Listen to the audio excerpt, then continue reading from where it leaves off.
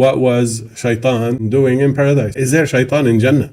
Is that what our scholars taught us? Of course, there are contradictions between what the Qur'an says and what the scholars taught us and what the superstars teach and continue to teach. Surah Al-Baqarah tells us clearly that Shaytan caused them, Adam and his Zawj, to slip out of Jannah. What is that all about? Are we at risk of losing our position in Jannah after we get there? Is that how temporary the final paradise is?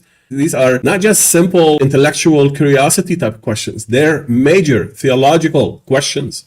They go to the heart of whether or not what the scholars taught us in their traditional books and what the superstars parrot, are these people really telling us based on true knowledge, or are they just making it up? So the story of Adam that starts in Ayah 230, Surah Al-Baqarah, we are told in Ayah 36 that Shaitan caused Adam and his counterpart, his Zawj, to slip out of Jannah, and Allah punished them by bringing them out of Jannah, and etc., etc. Does that make sense? Is this how we should approach the Quran? Or are we missing something major that caused this seemingly contradiction in theology to appear? Why do I say seemingly contradicting part of theology? Because that's what the scholars presented. It's not necessarily what the Quran is talking about. We are under no obligation whatsoever to ensure that our analysis, our understanding of the stories of the Quran conform to what the Torah, the corrupted Torah, claimed about Adam.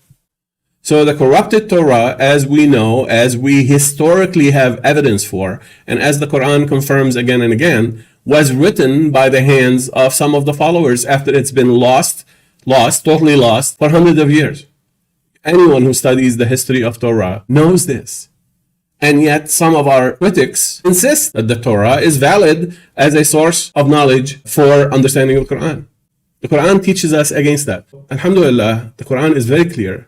It teaches us that they wrote the book with their own hand and then they claimed it's from Allah. يكتبون الكتاب بأيديهم ثم يقولون هو من عند الله. Quran is very clear. Muhammad sallallahu alaihi wasallam in a clear narration was very upset with Umar ibn Khattab when he brought some manuscripts captured from the Jews. And he started studying them and he thought he was doing something good. And Muhammad sallallahu alaihi wasallam was very upset. And he accused Umar of doubting what Muhammad sallallahu alaihi wasallam brought. He says, أَمُتَهَوِّكُونَ فِيهَا يَبْنَ الْخَطَّابِ. So those who accuse us of bringing a new religion really are the ones who are defending a fake, ill-based knowledge and claiming that is Islam.